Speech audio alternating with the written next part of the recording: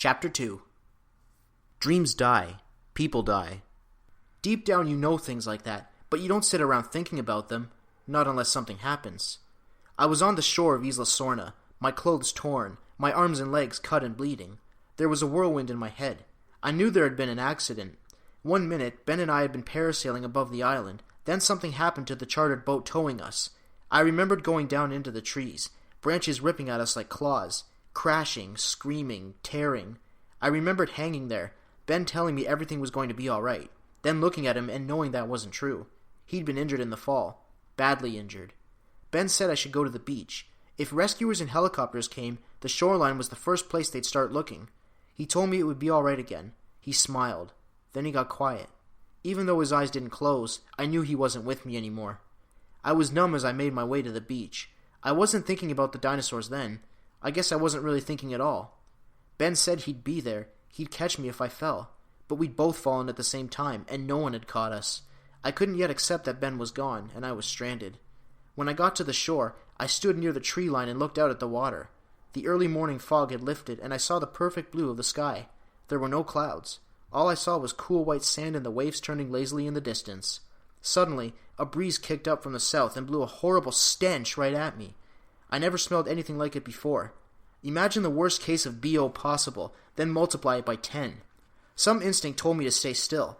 Then out of the corner of my eye, I noticed a Rex standing 50 yards away. It looked at least 15 feet tall and about 40 feet long. Nothing that big was supposed to be walking around. Nothing. It wasn't possible. But there it was. Its hide was gray with dull red splotches. Its mouth was filled with 6-inch long serrated teeth, and its eyes were darker than any nightmare I'd ever had. My dream had been to see real live dinosaurs, but I wasn't crazy. I'd assumed I would be safe when I saw them. The Rex swiveled its head in my direction. Then its enormous feet thumped slowly across the sand. My entire body began to shake uncontrollably. Sweat dripped into my eyes, the blood drained from my face, and I could barely breathe.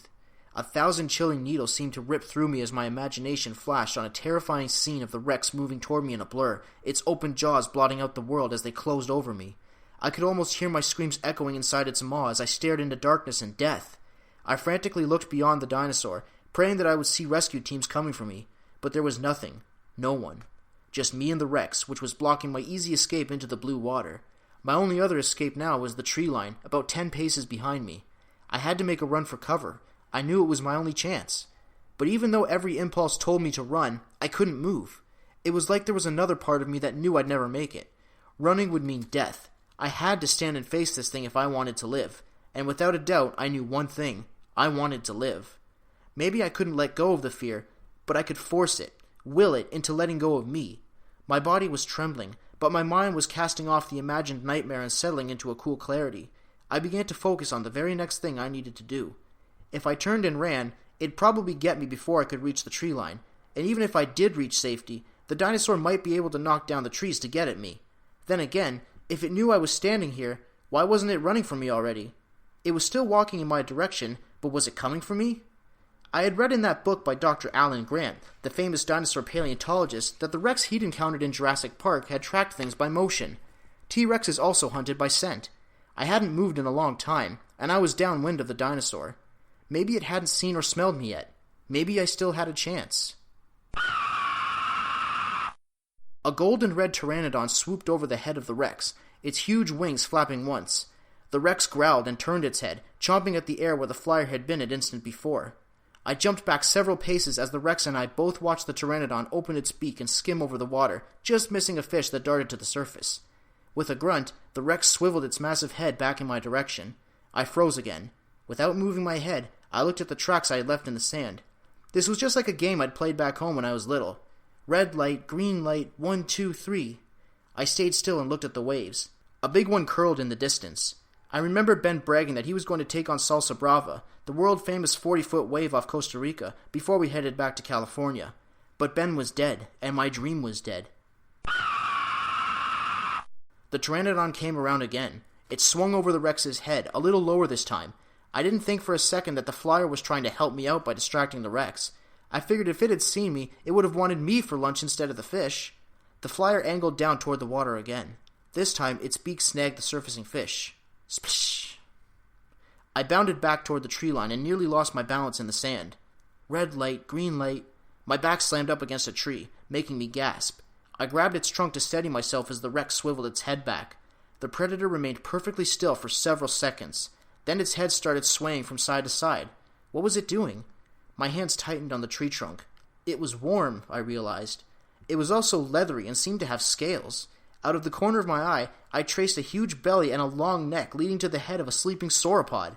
I wasn't holding onto a tree trunk. My hands were gripping the giant leg of another dinosaur. I looked the other way and saw the long neck's tail swaying back and forth as it slept. It was something the Rex could see. Oh no, I thought. Stop, stop, stop. The tail settled, and the Rex stared for what seemed like forever. Grunting, the Rex turned and walked away. I couldn't believe it. I wanted to shout with excitement, but I kept it to myself. I held it in. The sleeping longneck's body shuddered as it let loose a loud, smelly gust of gas. I knew at once what had just happened. I'd read about how a plant-eater's stomach was like a gigantic internal combustion engine with a massive exhaust. That's how it broke down food and twigs and roots. I wanted to run from the smell, but the Rex was still walking away, so I had to hold my breath. I felt like I was going to choke. Then a second gust of gas came, even louder than the first one.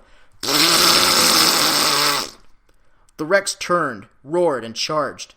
The long neck woke with a start. Its legs kicked out and I was sent flying face down into the sand.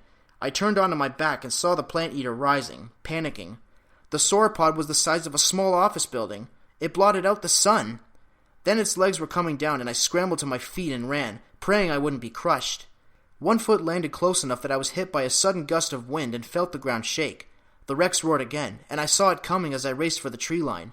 I targeted a pair of trees that were thick and close together, too close for the Rex to fit through. Looking over my shoulder, I saw the pteranodon swooping toward me. It looked like a small fighter plane coming in for a strafing run. I dove between the trees, and the flyer crashed into them. Then the Rex was there, grabbing the dazed flyer in its maw, chomping and slapping it back and forth like a dog with a chew toy. The predator spit the flyer out and ran after the longneck, which was thundering down the beach. I turned and ran, heading as deep into the jungle as I could. I didn't look back again.